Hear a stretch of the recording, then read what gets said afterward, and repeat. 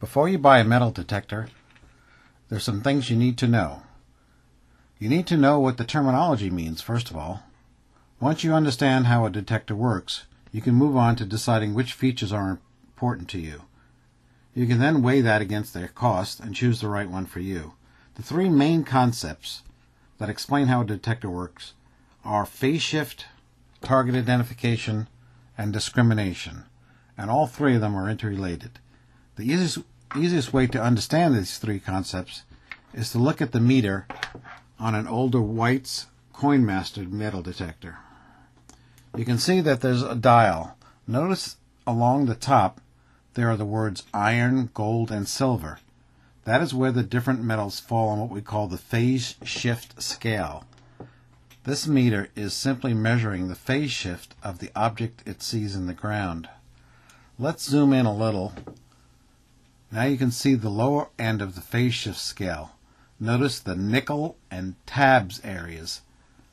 On this detector, if you find a nickel, the dial moves to the nickel zone and you hear a beep in the headphones. When you dig, you will most likely find a nickel. That's how target identification works. The dial points to a nickel, it identifies the coin in the ground. That's target identification.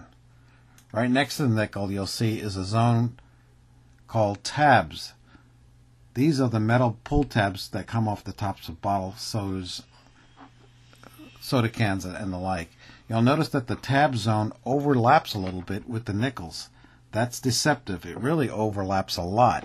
Very often when you're metal detecting, you find tabs that register as nickels or nickels that register as tabs. A good metal detector, which means expensive, will be able to tell the difference between the nickel and the pull tab. That ability to distinguish between the two objects that are close together on the phase shift scale is called discrimination. A detector with good discrimination will be able to sort out the nickels from the pull tabs. It will be able to tell the difference between a copper penny and a dime, which have similar phase shifts. That's how discrimination works. Here is the upper portion of the phase shift scale. Notice that most of the coins are at the upper end of the scale. You can see pennies and dimes overlap a little bit too, just like nickels and tabs. Again, an inexpensive detector might get the objects mixed up and tell you it's a penny when in actuality it's a dime, or vice versa. A detector with excellent discrimination will be more accurate in identifying the correct coin. The same is true for its ability to discriminate between coins and other metal objects in the ground. Did you understand that? Good, because now you know the three most important parts of metal detectors, the three most important concepts. Give yourself a pat on the back. So let's see how the concepts work in real-life examples. Here's what a phase shift scale might look like on a metal detector that's pretty modern. It's similar to the scale that we saw earlier. You might notice that pennies no longer overlap with dimes. That's because in 1981, the U.S. Mint switched from copper pennies to copper-coated zinc pennies. The zinc pennies have less phase shift than the copper pennies, so a zinc penny is more easily distinguished.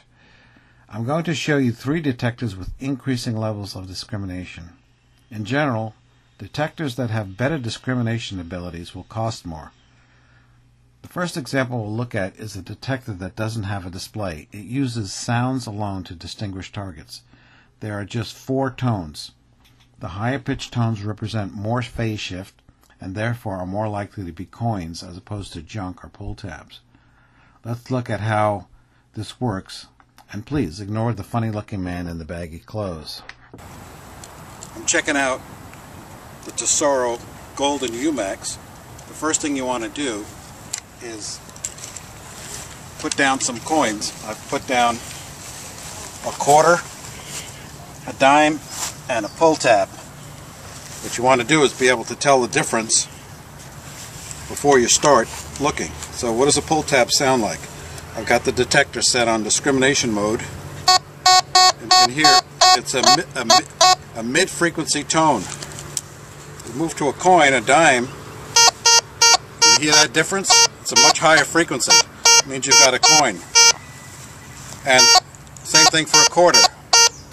And look how I'm going to raise the coil. It's about 6-8 inches off the ground. You can still get that signal. So it's a high pitch frequency. Same thing for this, and then for the junk, it's going to be lower frequency. That's the first thing you want to learn, is those sounds. Now when you look in the ground, it's that low or medium frequency. It's actually jumping around, we don't know. So let's try that. I'm actually getting two frequencies. I don't know what it is. So we pinpoint it by crisscrossing. I'm going to use a probe. Use the probe to pinpoint it where it's loudest. So it's right about there. And I use my digger.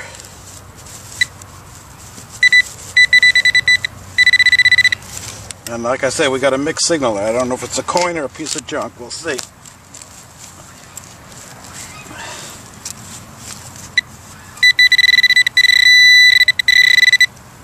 And it is a coin. Okay. It's a penny. See that? The zinc penny was right on the cusp between high-pitched and middle tone frequencies. That's why we got two different signals when we're scanning the ground. With this sound-only detector, we have a very low level of discrimination. The higher tones could be any of the coins on the right side of the scale. The middle tones could be a nickel or a pull tab. That's because the four tones span a wide area. Let's look at another detector with more discrimination. Here's a copy of the faceplate of a modern detector, the Garrett Ace 250, a very popular model. You'll notice there are 12 slots, or categories, at the bottom. The slots that are turned on are in black, and the ones turned off are in gray. This arrangement, where some of the slots are turned on, is called coin mode, because only slots with coins are turned on. As you can imagine, the 12 slots provide a lot more discrimination ability than just 4 tones.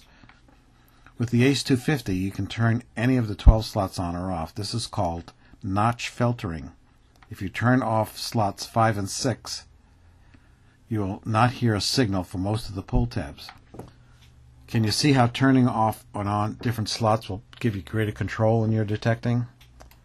That's what notch filtering is all about. Finally, let's look at one of the high-end detectors. Here's a representation of the faceplate for the White's MXT detector. Instead of just 12 categories, the MXT uses visual discrimination identification numbers, VDI numbers, to identify the target. This provides a vastly improved level of detail.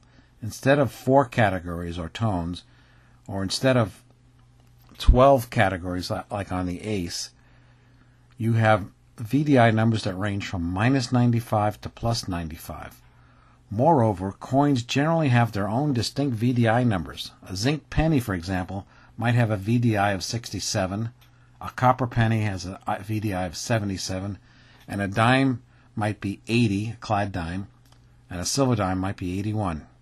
A nickel on this machine is 20, while pull tabs range anywhere from 22 to 37.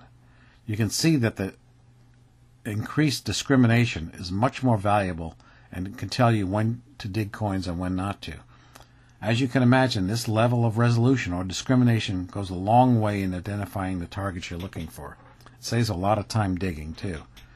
So there you have it. You learned about phase shift, discrimination, target ID, and the levels of discrimination that you can expect on different detectors. Your next step is to review specific detectors that you might be interested in and see how they handle discrimination. Good luck. Hope you learned something. This is Vince Migliori.